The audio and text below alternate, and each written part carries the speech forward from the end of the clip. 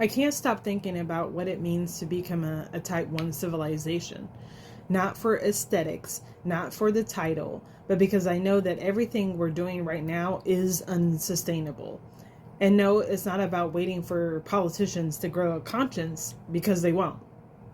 This is about building systems that make it harder to be inefficient, cruel, and catastrophic. You want an example?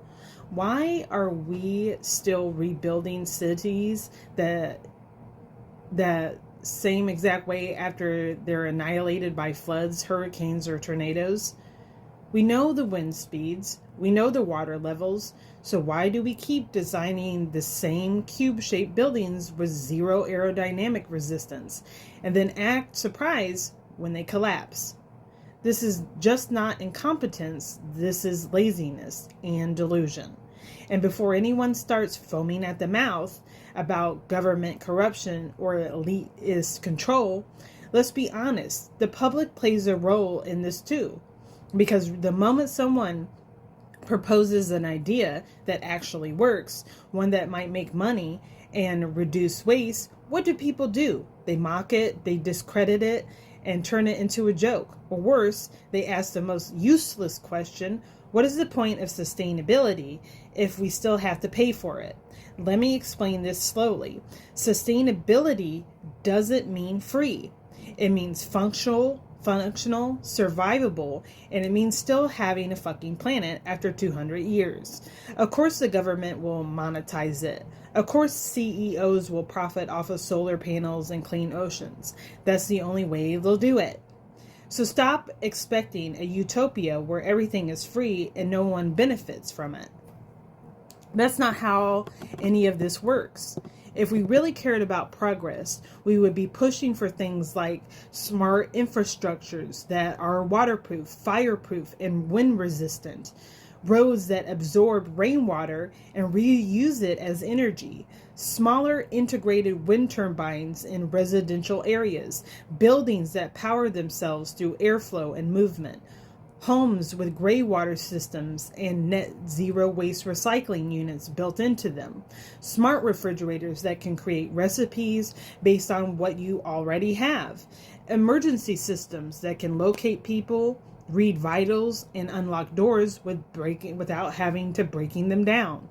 And yes, that means your stove might need a camera. And no, Karen, no one is spying on your meatloaf. We're trying to prevent your house from burning down.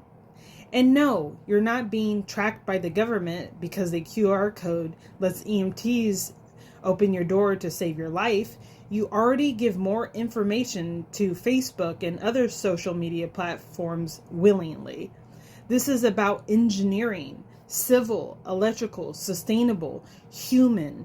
We should already be designing rooftops with escape hatches. We should already have panic buttons that give dispatch exact locations. We should already have thermal sensors in every building. But we don't, because the moment someone brings this up, they're told they're too idealistic.